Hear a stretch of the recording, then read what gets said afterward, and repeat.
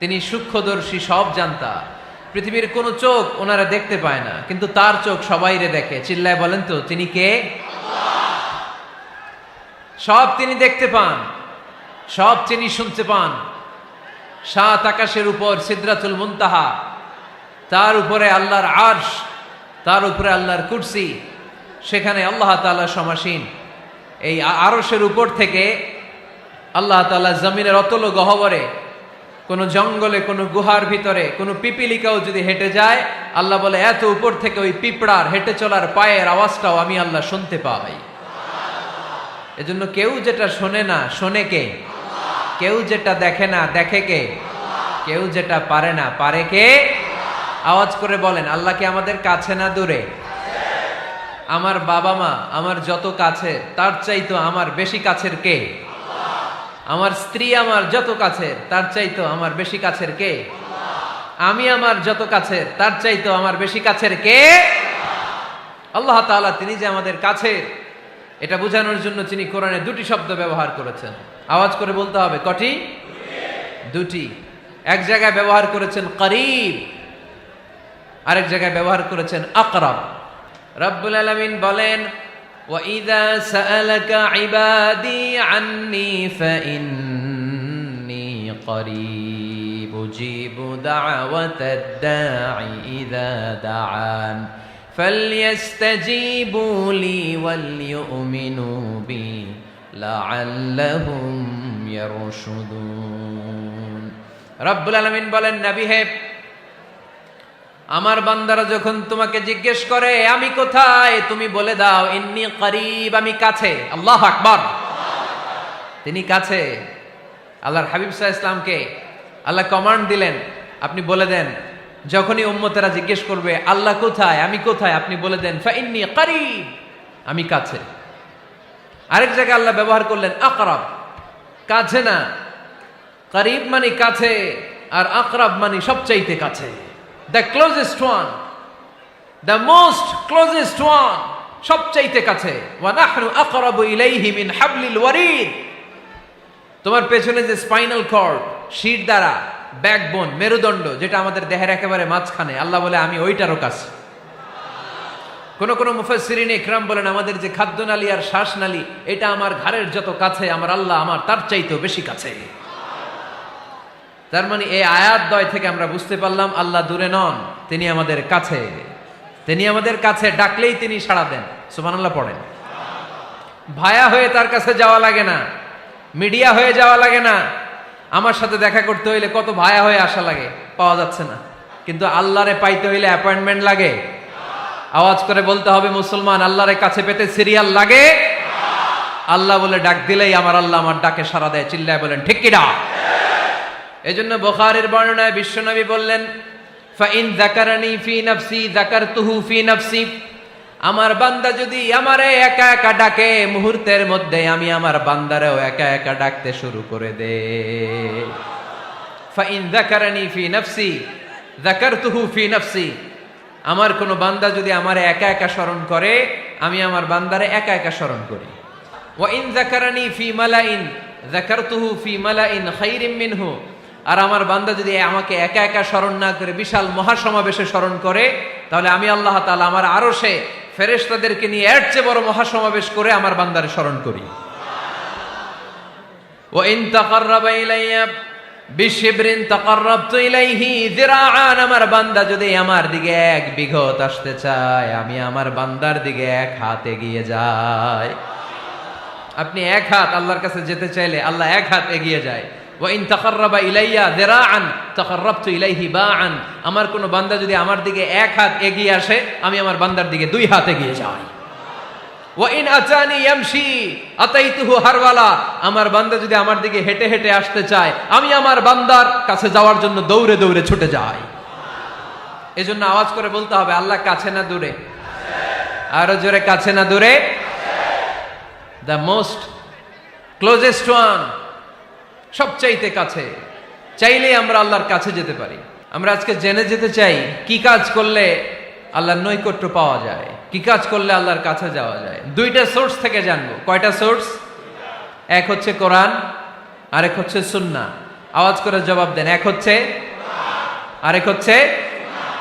তো আসেন কোরআনকে আমরা জিজ্ঞেস করি, কোরআন তুমি আমাদেরকে বলো কি করে আমরা আল্লাহর কাছে যেতে পারি, কি করে আমরা আল্লাহর কাছের বান্দা হতে পারি, কি করে আমরা আল্লাহ তাআলার নৈকট্য পেতে পারি।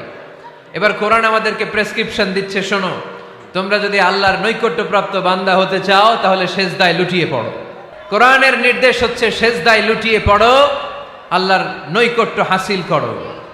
ওয়াসজুদ ওয়াক্তারিব, সূরা আলাকের শেষ আয়াতের শেষাংশে আল্লাহ আমাদেরকে শিখাইয়া দিচ্ছেন, আমার কাছে আসতে চাও, ওয়াসজুদ, সেজদায় লুটিয়ে পড়ো, ওয়াক্তারিব, আমার কাছে চলে আসো। সুবহানাল্লাহ পড়েন। বান্দা যখন সেজদায় লুটিয়ে পড়ে তখন বান্দা আল্লাহ তাআলার সবচেয়ে কাছে চলে যায়। ফাকসিরু ফিহি দুআ, তাই তোমরা বেশি বেশি দোয়া করো। সেজদায়ে নত হও, অশ্রু ছাড়ো,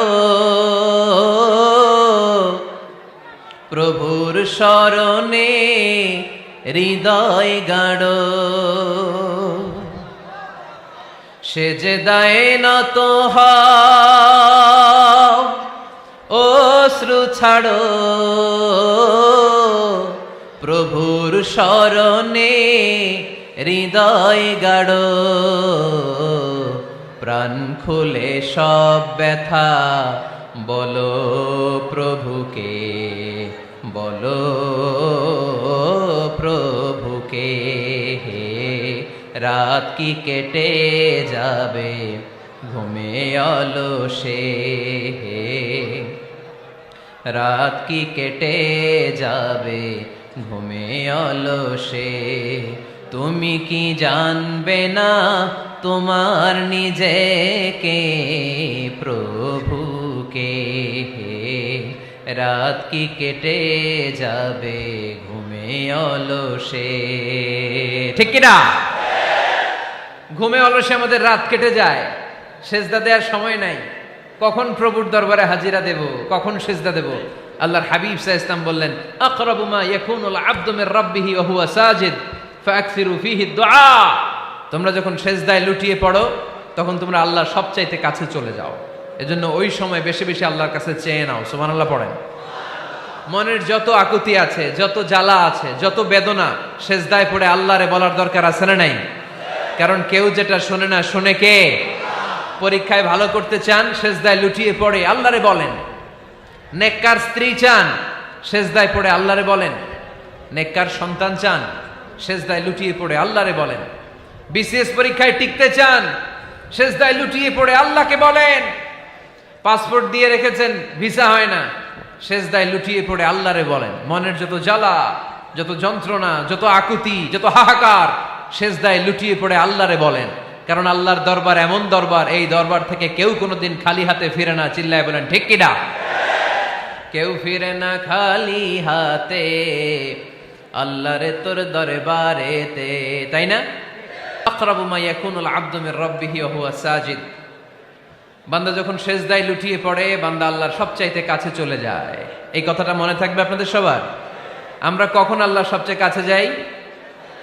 আওয়াজ করে বলেন। যখন আমরা সেজদায় পড়ে থাকি। আপাত দৃষ্টিতে মনে হয় সেজদাটা যখন দেই জায়নামাজের উপরে আমার কপালটা পড়ে, সেজদাটা যখন দেই মসজিদের টাইলসের উপরে আমার সেজদাটা পড়ে, সেজদাটা যখন দেই মনে হয় যে মসজিদের কাপড়ের উপর আমার কপালটা পড়ে। কিন্তু বিশ্বনবী বলেন, না, তোমার কপালটা আল্লাহর কুদরতি পায়ের উপরে পড়ে। আকরাবু মা ইয়াকুনুল আবদু মির রাব্বিহি ওয়া হুয়া সাজিদ। বান্দা যখন সেজদায় লুটিয়ে পড়ে, বান্দা আল্লাহর সবচাইতে কাছে চলে যায়। তাহলে কোরআন আমাদেরকে জানালো, যদি আল্লাহর প্রিয় হতে চাও সেজদায় লুটিয়ে পড়ো। আল্লাহর প্রিয় হতে চাইলে কি করব? আওয়াজ করে বলেন কি করতে হবে? আল্লাহর হাবিব সাল্লাল্লাহু আলাইহি ওয়াসাল্লাম লম্বা সময় ধরে রাতে সেজদায় পড়ে থাকতেন। আল্লাহর হাবিব সাল্লাল্লাহু আলাইহি ওয়াসাল্লামের সাহাবারা সব সময় লম্বা লম্বা রুকু দিতেন, লম্বা লম্বা সেজদা দিতেন। কিন্তু আমরা রুকুর মধ্যে তাড়াহুড়ো করি, সেজদা দিতে যে তাড়াহুড়ো করি, এরকম আছে না নাই? আপনারা তাড়াহুড়ো করেন? করবেন না আমার ভাইয়েরা। There is no rushing in সালাহ। সালাতে তাড়াহুড়ো নেই। There is no hastiness in সালাহ। সালাতে কোনো তাড়াহুড়ো নেই। সল্লু সালাতান মুআদ্দিআ। এমন ভাবে নামাজে দাঁড়াবেন মনে করবেন এটাই হতে পারে আমার জীবনের শেষ নামাজ, ঠিক কিনা? পারফর্ম দ্য সালাহ as if this is your last and final prayer. এমন ভাবে মুসল্লায় দাঁড়ান মনে করেন এটাই হতে পারে জীবনের শেষ নামাজ, this is my last chance. এখন বাজে 3:30। কেউ যদি বলে আসরের যে নামাজটা পড়বেন এটাই আপনার জীবনের শেষ নামাজ, ওই নামাজ আপনি তাড়াহুড়া করবেন? কথা বলেন। আরে কাঁদতে কাঁদতে আপনি শেষ। এত সুন্দর অজু বানাবেন, এত সুন্দর আতর মেখে যায় নামাজ বিছিয়ে পাঞ্জাবিটা পরে আপনি নামাজে দাঁড়াবেন, রুকুতে কি সুন্দর রুকু করবেন, লম্বা সময় সেজদা করে চোখের পানি দিয়ে তো সেদিন আপনার যায় নামাজ আপনি ভিজিয়ে দিবেন, ঠিক কিনা? কেন এমনটা করবেন? কারণ আপনি জেনে গিয়েছেন এটাই আমার শেষ নামাজ, তাই না? তো প্রতিটা নামাজের সময় এই জিনিসটা ভাবলে সমস্যা কোথায়? আমরা যে আরো আধা ঘন্টা এখানকার সবাই বেঁচে থাকবো কোনো গ্যারান্টি আছে? আরো 10 মিনিট হায়াত পাবো, গ্যারান্টি? 5 মিনিট, 2 মিনিট, শ্বাস যেটা নিলাম, ব্রেথ ইন করলাম, এটার ব্রেথ আউট করতে পারবো, কোনো গ্যারান্টি আছে? তো প্রতিটা সালাতের মুসল্লায় যখন দাঁড়াই এই চিন্তাটা আমাদের মাথায় আসে না কেন যে এটাই আমার শেষ নামাজ? সল্লু সালাতান মুআদ্দিন। যখনই নামাজে আমরা দাঁড়াবো আমরা ভাববো হতে পারে এটাই আমার জীবনের শেষ নামাজ, এটাই জীবনের, ভাবা যাবে? আর লম্বা চূড়া রুকু করবেন, লম্বা সেজদা করবেন, রুকুতে পিঠটা সোজা রাখবেন। আল্লাহর হাবিব সাল্লাল্লাহু আলাইহি ওয়াসাল্লাম যখন রুকু করতেন পিঠটা থাকতো স্ট্রেট ফরওয়ার্ড, বাঁকাও না উঁচুও না, ওয়াকানা বাইনা যালিক। সাহাবারা বলতেন আল্লাহর হাবিব সাল্লাল্লাহু আলাইহি ওয়াসাল্লামের রুকুর পিঠের উপরে পানি ভর্তি কোনো গ্লাস রেখে দিলে গ্লাসটাও কাঁপবে না, পানিটাও পড়বে না। তার মানে বাঁকা ছিল পিঠ, তাই না? কি ছিল? সোজা। আবার আল্লাহর হাবিব সাল্লাল্লাহু আলাইহি ওয়াসাল্লাম বললেন সবচেয়ে বড় চোর যে নামাজে চুরি করে। সাহাবারা বললেন কাইফা ইয়াসরিকু ফিস সালাহ, নামাজে কেমনে চুরি করে? আল্লাহর হাবিব সাল্লাল্লাহু আলাইহি ওয়াসাল্লাম বললেন ইয়াসরিকু ফি রুকুইহি ওয়া সুজুদিহি, রুকু সেজদায় চুরি করে। এরকম নামাজ চোর আছে না নাই? রুকু থেকে সোজা হয়ে দাঁড়িয়ে কয়েক সেকেন্ড আপনি রিল্যাক্স করবেন। প্রথম সেজদা দিয়ে আপনি সোজা হয়ে বসে কয়েক সেকেন্ড রিল্যাক্স করবেন। কি করবেন? রিল্যাক্স। আওয়াজ করে পড়েন সবাই, রিল্যাক্স। নামাজে তাড়াহুড়ো নাই, সালাত হচ্ছে মেডিটেশন, রিল্যাক্স। এক সেজদা দিয়ে বসে আপনি রিল্যাক্স করবেন ধীরস্থির ভাবে, এরপরে দ্বিতীয় সেজদায় যাবেন। অনেকে সেজদা প্রথমটা দিয়ে কোন রকম মাথাটা তুইলেই আবার সেজদায় দৌড় মারে, আছে না নাই? রুকু থেকে স্ট্রেট ফরওয়ার্ড দাঁড়ানোর কথা, দাঁড়িয়ে 1-2 সেকেন্ড রিল্যাক্স করার কথা, ওইটা না করে রুকু থেকে কোন রকম মাথা তুলেই আবার সেজদায় দৌড় মারে, এরকম ডাকাত আছে না নাই? এরাই সালাত চোর। আমরা যেন নামাজ চোরের খাতায় নিজেদের নাম না চলি, আমরা যেন বেশি বেশি আল্লাহর সেজদা দেই। আল্লাহর হাবিব সাল্লাল্লাহু আলাইহি ওয়াসাল্লাম সব সময় লম্বা লম্বা সেজদায় পড়ে থাকতেন। আল্লাহর নবীর সাহাবারা সব সময় লম্বা লম্বা সেজদায় পড়ে থাকতেন। আল্লাহ বলেন তারাহুম রুকআন সুজদা। আপনি দেখবেন আল্লাহর নবীর সাহাবারা আবু বকর, ওমর, উসমান, আলী রাদিয়াল্লাহু তাআলা আনহুম আজমাইন, তাদের স্বভাব ছিল বিপদে পড়লেই লম্বা লম্বা সেজদায় পড়ে যেতেন। এক সাহাবী এসে বললেন ইয়া রাসূলুল্লাহ আল্লিমনি আমালান ইযা আমিলতুহু ইউদখিলুনিল জান্নাহ, আপনি আমার এমন একটা আমল শিখায় দেন যে আমল করলে আল্লাহ আমারে জান্নাতে ঢুকায় দিবে। আল্লাহর হাবিব সাল্লাল্লাহু আলাইহি ওয়াসাল্লাম বললেন আলাইকা বিকাসরাতিস সুজুদ, তোমার উচিত বেশি বেশি আল্লাহর জন্য সেজদায় লুটিয়ে পড়া। বেশি বেশি সেজদায় লুটিয়ে পড়লে ওই সেজদাকারীর জন্য জান্নাতকে ওয়াজিব করে দেয় কে? কিয়ামতের ময়দানে আল্লাহ বলবেন ও আমার বান্দারা আমারে সেজদা দিয়ে দেখা, কারা কারা দুনিয়াতে সেজদা দিয়েছিলি, আজকে এই কিয়ামতের ময়দানে আমারে সেজদা দিয়ে দেখা। আমরা যারা দুনিয়ার বুকে সেজদা দিয়েছি আমরা আল্লাহু আকবার বলে সেজদায় লুটিয়ে পড়ব, আলহামদুলিল্লাহ পড়েন। আর যারা দুনিয়ার বুকে সেজদা দেয় নাই, মসজিদে যায় নাই, সেজদাকারীদের সাথে আন্দোলন করে নাই, তারা সেদিন অনেক চেষ্টা করেও তাদের পিঠটারে বাঁকা করতে পারবে না। তাদের পিঠটারে সেই দিন লোহার মতো শক্ত করে দিবে কে? يوم يكشف عن ساق ويدعون إلى السجود فلا يستطيعون।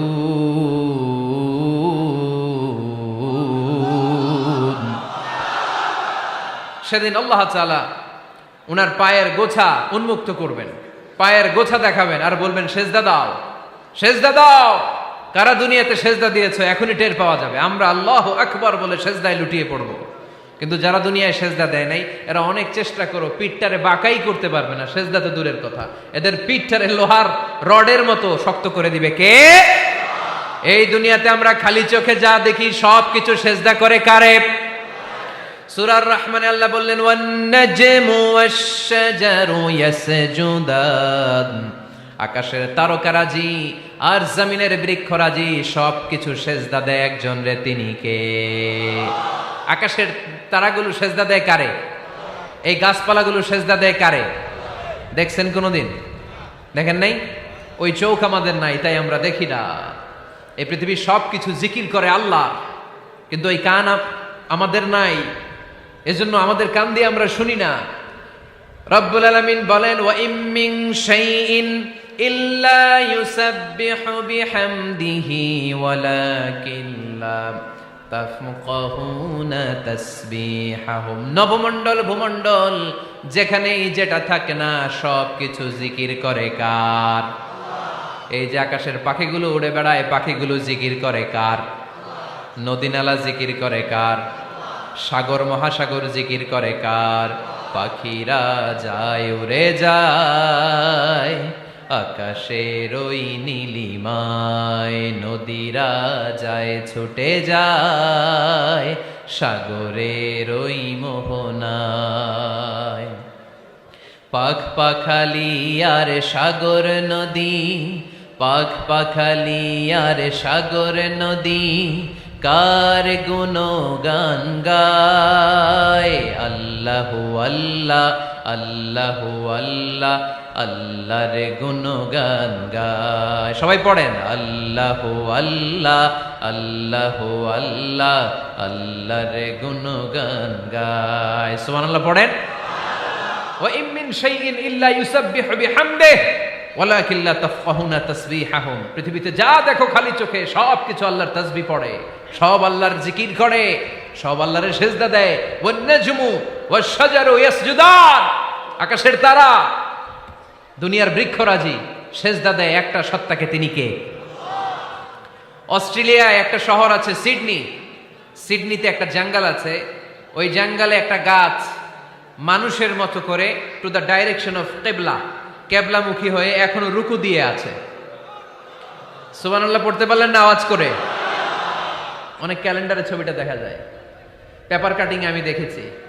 একেবারে মানুষের মতো গাছটা, এটা এমন ভাবে বড় হয়েছে, এটা বড় হয়ে এমন ভাবে বেন্ড করেছে মাথাটা বাঁকা হয়ে টু দ্য ডাইরেকশন অফ কিবলা, কেবলামুখী হয়ে রুকু করে আছে।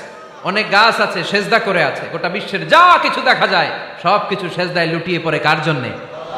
সব কিছু জিকির করে কার? ওই কান আমাদের নাই, তাই আমরা শুনি না। ওই চোখ আমাদের নাই, তাই আমরা দেখি না। কিন্তু মহাবিশ্বের সব কিছু সেজদা করে কারে? এজন্য আমরাও সেজদা করতে চাই একজনকে। চিল্লায় বলেন তিনি কে? আমরা মসজিদে একটা সেজদা দেব, আবার মাজারে যে আরেকটা দেব। হ্যাঁ, সমস্যা কি? সব জায়গায় দিলাম, মসজিদেও কিছু দিলাম, মাজারেও কিছু দিলাম। কুমিল্লার ভাইয়েরা আওয়াজ করে উত্তর দাও, মুসলমান সেজদায় কোনো ভাগাভাগি চলে? আল্লাহর রাজত্বে কোনো ভাগাভাগি আছে? সেজদা চলবে একজনের জন্য, তিনি কে? কোনো ভণ্ডামির সাথে ইসলামের কোনো সম্পর্ক, ভণ্ডামির সাথে কোরআনের কোনো সম্পর্ক। ভণ্ডদের ভালো হওয়ার সুযোগ এখনো আছে না নাই? আজকের এই লাখো জনতার মাহফিল থেকে আমরা তাদেরকে উদাত্ত আহ্বান জানাই, ভণ্ডামি ছেড়ে দেন, ভালো হয়ে যান। ভালো হইতে পয়সা লাগে না।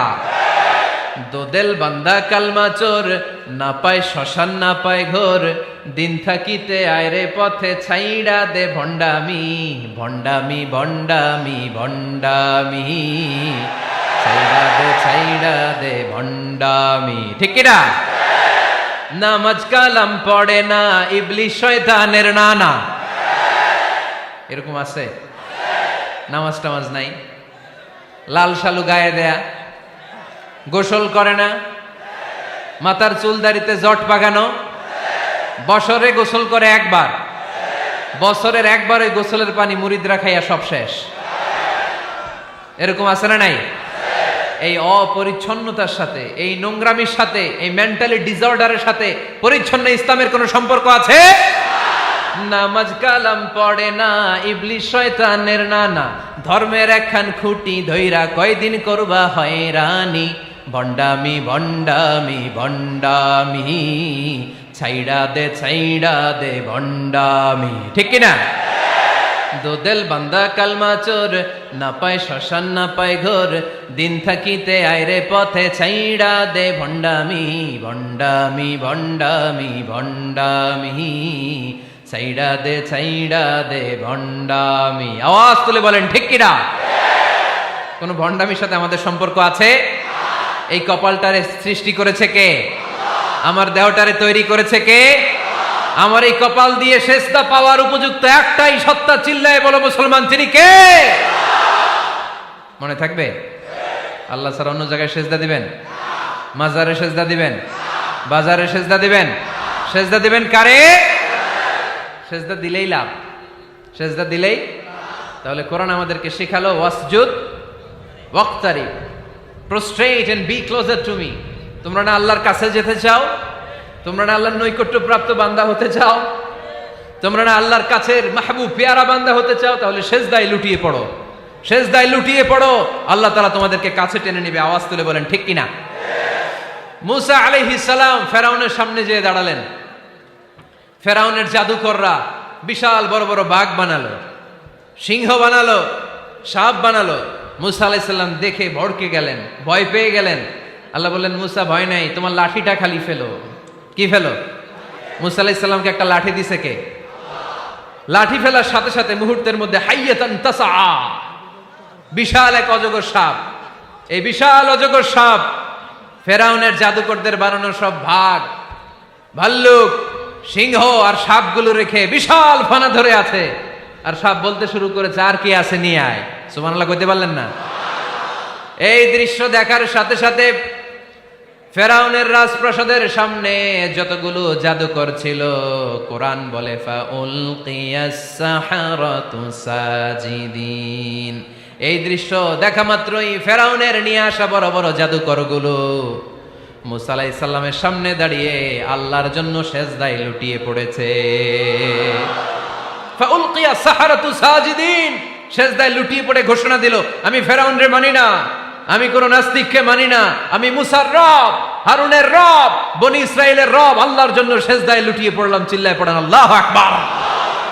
মুহূর্তেই এক সেজদার কারণে তাদের নসিবে হেদায়েত দিয়ে দিয়েছে কে? পৃথিবীর কেউ কাউরে হেদায়েত দিতে পারে? অনেক বাবা ছিল নবী, ছেলের কপালে হেদায়েত নাই, আছে না নাই? অনেক ছেলে ছিল নবী, বাবার কপালে হেদায়েত নাই, আছে না নাই? হেদায়েত দেওয়ার মালিক একজন, চিল্লায় বলেন তিনি কে?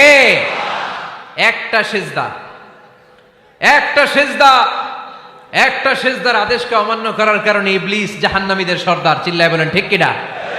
ওয়া ইয কুলনা লিল মালাইকাতি ইসজুদু লিআদম ফাসাজাদু ইল্লা ইবলিস আবা ওয়াস্তাকবারা ওয়া কানা মিনাল কাফিরিন।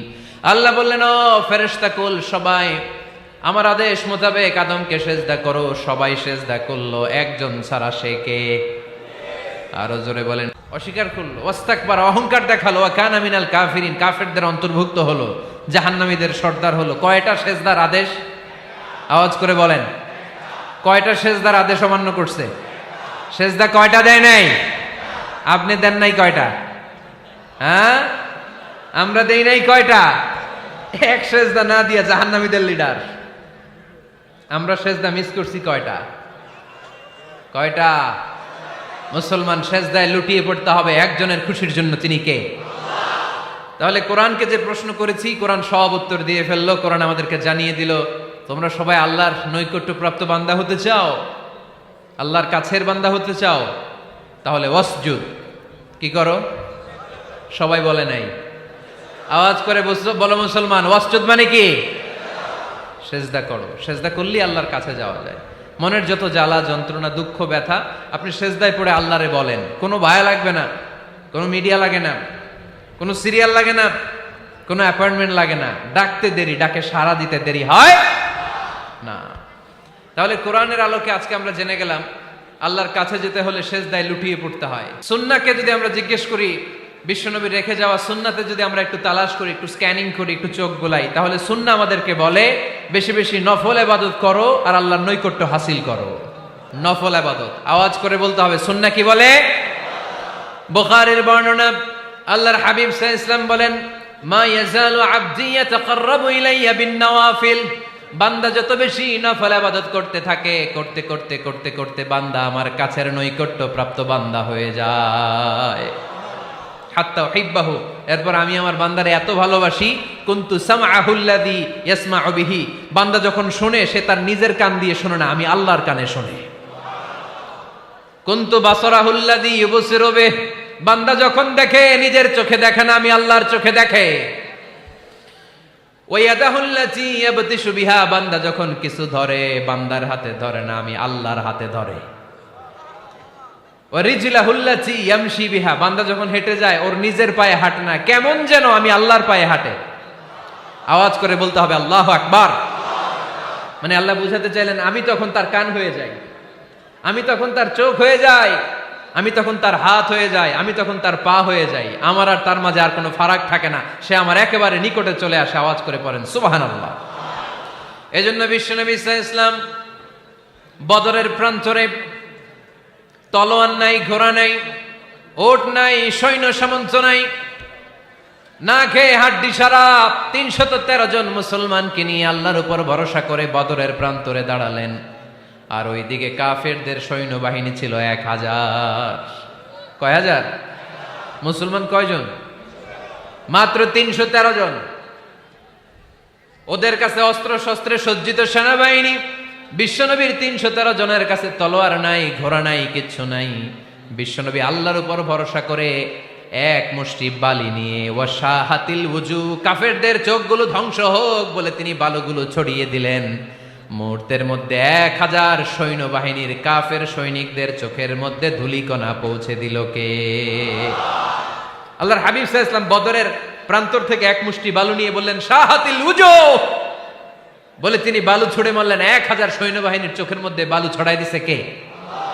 বুঝে শুনে উত্তর দিয়েন। এখানে ১,০০০ লোক দাঁড়ানো, আমি বালু নিলাম, গায়ের যত জোর আছে সবার চোখের দিকে মারলাম। ১,০০০ জনের চোখের ভিতরে ঢুকবে? সর্বোচ্চ ৫ জন, বেশি হইলে ১০ জন, তার চেয়ে বেশি হইলে ২০ জন, বেশি হইলে ৫০ জন। বুঝে শুনে উত্তর দিয়েন। আমার মুষ্টিবদ্ধ বালু ছুঁড়ে মারলে ১,০০০ মানুষের চোখের মধ্যে পড়বে? আওয়াজ করে বলেন পড়বে। এজন্য আল্লাহ বলেন নবী ওটা তুমি মারো নাই, ওটা আমি মারছি। সুবহানাল্লাহ নাই? আল্লাহ বিশ্বনবীরে ডেকে বলেন ওমা রামাইতা ইয রামাইতা ওয়ালাকিন্নাল্লাহা রামা। নবী হে, বালু তুমি ঠিকই তোমার হাতে নিয়েছো, কিন্তু আমি আল্লাহ নিজ দায়িত্বে ১,০০০ কাফেরের চোখের ভেতরে বালুগুলো পৌঁছে দিয়েছি। তাহলে বান্দা যখন নফল ইবাদত করে তখন বান্দার হাত আর বান্দার হাত থাকে না, ওইখানে আল্লাহর হাত যুক্ত হয়ে যায়। বান্দার পা থাকে না, সেখানে আল্লাহর পা যুক্ত হয়ে যায়। বান্দা যখন দেখে নিজ চোখে দেখে না, আল্লাহর দৃষ্টিশক্তি সেখানে যুক্ত হয়ে যায়। চিল্লায় বলেন ঠিক কিনা? এজন্য নফল ইবাদত করতে রাজি আছেন তো? সুনানে তিরমিজির বর্ণনায় আল্লাহর হাবিব সাল্লাল্লাহু আলাইহি ওয়াসাল্লাম বললেন হাদিসে কুদসি, কিয়ামতের দিন বান্দার যখন ফরজে ঘাটতি হবে, কিসে ঘাটতি হবে? ফরজে। আল্লাহ পাক বলবেন উনজুরু হাল্লি আবদি মিন তাতাওয়ু, ও ফেরেশতারা দেখো তো আমার বান্দা নফল করছে কিনা। ফরজে যেহেতু তার ঘাটতি, দেখো তো আমার বান্দার কোনো নফল ইবাদত আছে কিনা। ফেরেশতারা বলবে আছে। আল্লাহ বলবেন তাহলে ফরজগুলার যেহেতু ঘাটতি, নফল থেকে কিছু এনে ফরজে বসাই দিয়ে ওগুলোর ফরজ বানায় দাও। এজন্য নফল ইবাদতের দরকার আছে না নাই? ফরজ তো করাই লাগবে, এটা কম্পালসারি, এটার মাফ নাই, এটা অব্লিগেটরি।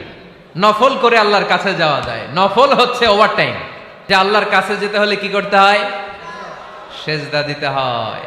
আর সুন্নাহর আলোকে আমরা জানলাম আল্লাহর কাছে যেতে হলে কি করার মাধ্যমে কাছে যেতে হয়? আওয়াজ করে বলেন নফল ইবাদত করতে রাজি আছেন সবাই? সবচাইতে শ্রেষ্ঠ নফল ইবাদত হচ্ছে কোরআনের তেলাওয়াত, ঠিক কিনা? আল্লাহর হাবিব সাল্লাল্লাহু আলাইহি ওয়াসাল্লাম বললেন নফল ইবাদতের মাধ্যমে আল্লাহর কাছে যেতে চাও, নৈকট্যপ্রাপ্ত বান্দা হতে চাও, আফদলুল ইবাদাতি তিলাওয়াতুল কোরআন। সবচাইতে যত নফল ইবাদতের লিস্ট হতে পারে, এই লিস্টে র্যাঙ্কিং এ ১ নাম্বার থাকবে কোরআনের তেলাওয়াত। এই কোরআন তেলাওয়াত করতে রাজি আছেন তো? আমার হাতে যে কিতাবটার নাম কি? সবাই বলতে পারেন নাই? আওয়াজ করে বলেন তো কিতাবটার নাম? এই কিতাবে ভুল আছে? সন্দেহ আছে? সংশয় আছে? এটা আলোর পথ দেখায়। এই কিতাব মানুষকে মানুষের মতো মানুষ বানায়, ঠিক কিনা? গরুর পেট থেকে বেরোলে ওটা গরু, ছাগলের পেট থেকে বেরোলে ওটা ছাগল হয়, মানুষের পেট থেকে বেরোলে ওটা মানুষ হয় না, ওটার মানুষ বানাইতে হয়।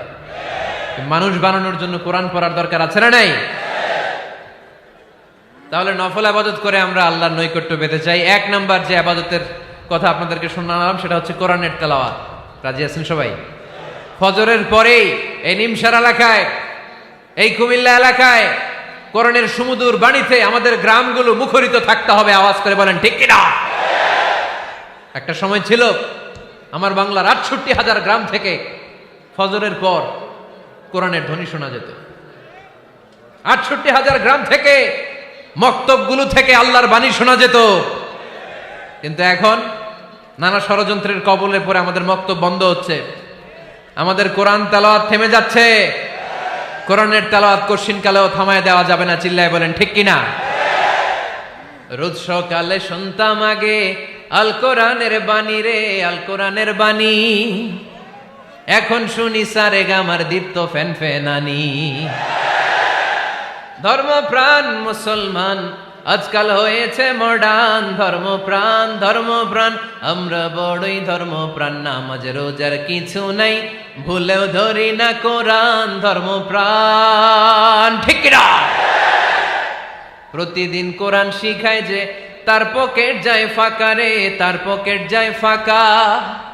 সপ্তাহে 2 দিন গান শিখায় যে নেয় তো 1000 টাকা। ধর্মপ্রাণ মুসলমান আজকাল হয়েছে মডার্ন। ধর্মপ্রাণ ধর্মপ্রাণ আমরা বড়ই ধর্মপ্রাণ। নামাজ রোজার কিছু নাই, ভুলেও ধরি না কোরআন। ধর্মপ্রাণ।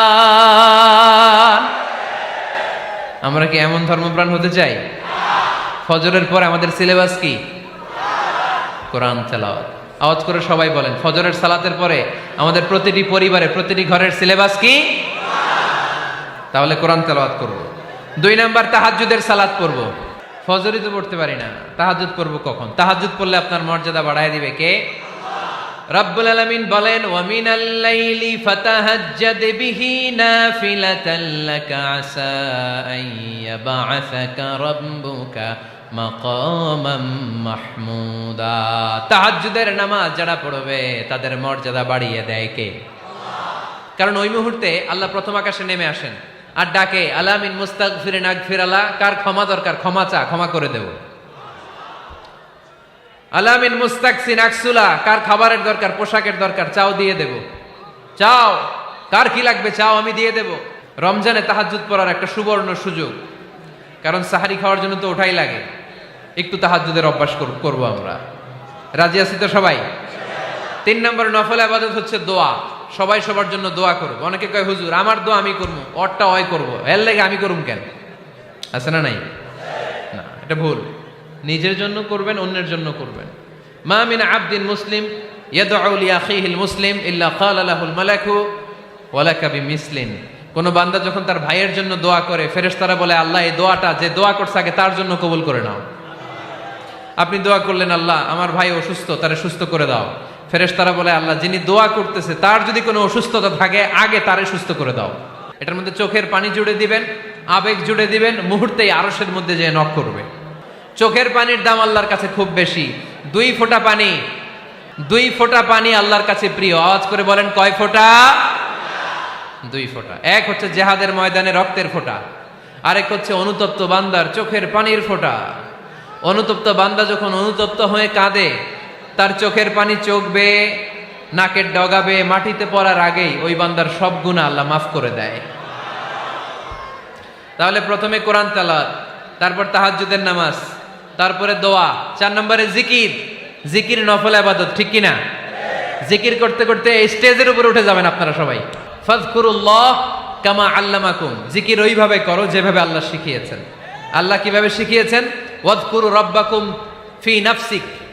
দেখেন, জিকির করার পদ্ধতি কোরআন থেকে শুনেন। মনে মনে করো, তাদাররুআন সবিনয়ে করো, খিফাতান ভীত বিহবল চিত্তে করো, দুনাল জাহরি মিনাল কওল অনুচ্চ স্বরে, বেশি আওয়াজ করে লাফালাফি করো না।